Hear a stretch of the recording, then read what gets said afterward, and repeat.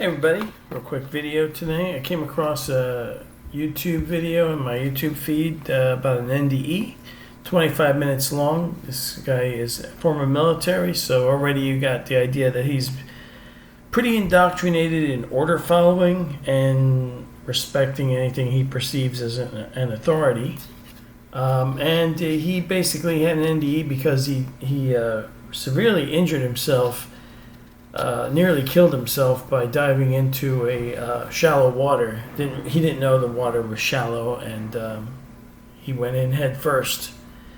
And his NDE starts off at the hospital, and that's around 8 minutes and 30 seconds into this video. I'm not going to be playing any clips from it, so I don't have to deal with YouTube's copyright stuff.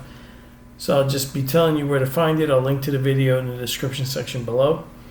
So around 10 minutes and 20 seconds into the video, he starts transitioning to the basically the astral plane or the other side. He sees an arched doorway. We have doorways popping up in a lot of near-death experiences. And that's when he, shortly thereafter, he runs into what he calls 6 luminous beings of light. I call them 6 bullshit artists. But anyway, they're wearing robes. They're hooded. They can't see their faces. They're emitting immense peacefulness. This guy seems to be, for an ex-military guy, very, well, maybe he saw some action. I don't know. He could have seen some really bad stuff while he was in the military. And he was very focused on peace. And they emitted lots of peace. Their darkened faces was a concern, so he literally asks them to please give him the information that he wants to hear. If you listen to that part of the video, you'll see what I'm talking about. Please give me the information that, he wants them to tell him what he wants to hear, that they're peaceful, that they're good, they're loving beings, they're there to help him. And they oblige his confirmation bias and help him out there. Around 11 minutes and 40 seconds into the video, he seems to just accept whatever they're saying. They're, I guess, an authority figure to him. And they are... They say that they're from before there was light and before there was darkness, before the separation, whatever that means. And now we are aware of good and evil, as where before we were ignorant of good and evil. This is again something that doesn't actually make sense if you're not aware of the difference between right and wrong, good and evil. If you can't distinguish between positive and negative forces, then you're not sane. You're actually defined as criminally insane. But people don't really think to analyze what's being told to them. In these NDEs, they just eat it up. It's just like chocolate cake. 12 minutes and 20 seconds into the video, this is where we get the agreement. He never asks questions. He never rebels. He never exerts his own authority over himself. He never declares his own sovereignty. Nothing. They have agreement with him in 2 parts. They come up with these agreements that he won't remember anything. Isn't that something? You get the amnesia agreement. And you have to do the work.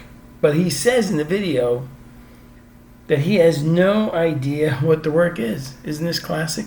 This is.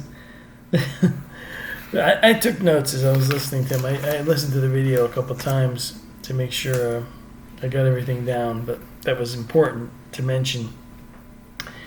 Yes, he has a job to do, but he has no idea what it is. But it turns out that he's been inspired, though, to sew. As a matter of fact, in the background behind him here, you can see this tapestry or this thing he's sewing, because we're all part of a tapestry, you see. And he expresses, while he's out of the body, he goes through the whole process of expressing that exhilaration that he felt being free from the body. how, pain-free, movement-free, like how freeing it is. Of course, he never bothers to, I guess, analyze that freedom as to what it means and why would you have to go back here. Especially later, he mentions that he's been here many times. Sowing the seeds. He sows tapestries, he sows seeds, and he expects that, someday these things will, I guess, reward him. How do you learn with amnesia? Again, if you listen to Mark from Forever Conscious Research, you'll know that he's done very in-depth analyses of lots of NDEs. I'll link to his channel below also, so you can, in case you're new here. In case you're new, the Overwatch Project is about investigating reality. If you want, please subscribe or like the video if you find this stuff informative. I just want to hit the highlights here, and then you all out there can check out the video for yourself and see what you think. So this whole NDE gives him this inspiration to start sowing. What he seems to be sowing is the Matrix reincarnation soul trap BS. Is what he seems to be sowing, but he's sowing for peace is basically what he's sowing for. And don't have anything against this guy. I'm not making fun of him. It's just a little frustrating to see that if only a tiny fraction of people can parse these things, these events, and analyze them for what they seem to be, all the clues that are left behind, that hey, this isn't right, something's not right here. I mean, if you were in like New York City or some place like that, and there was some scammer playing like 3-card Mountie or something like that, and you watch somebody play over and over again, and constantly be taken for a ride, you might want to try to tell them, that they're being conned. But in the real world, when you try to tell people that, possibly their spiritual beliefs is a con job, they really don't want to hear it anyway, so there's really no point. So he, let's see here, at around 15 minutes and 40 seconds into the video, 15 minutes and 50 seconds, we start getting stuff like that we all have. See, he's stitching for peace, this tapestry, and every stitch is like, can give peace to people or something like that. It makes no sense. But then we all have this peace within us. It's our greatest strength. I'm just kind of paraphrasing here. He actually says that an army, this is interesting coming from somebody who's in the military, an army of 10,000 men is not as strong as a peaceful abiding. A library full of books is not as helpful as just one line of a verse that brings peace. I mean, wow. Okay, I think I'd rather have a library full of books than a verse. A verse is never going to bring peace if people... I mean, has he taken a look at what some of the stuff that's going on around the world? Really? Go ahead, give him some verses, see how that works out. He has spent... At 16 minutes and 20 seconds into the video, he says he has spent 12,000 hours of sowing, receiving wisdom while he's sowing, I guess from the astral plane, from his 6 hooded buddies. At around 17 minutes into the video, this is where you get the old learning experience, we're all the one, surrender your individuality, blah, blah, blah. We are all very interwoven, and each person is part of a tapestry, basically, is what he says. And there is no person who is in the wrong place, and nobody doing the wrong thing. I don't know. Jeffrey Dahmer, Ted Bundy. Take your pick of government tyrant. then he goes into, we're all learning, see?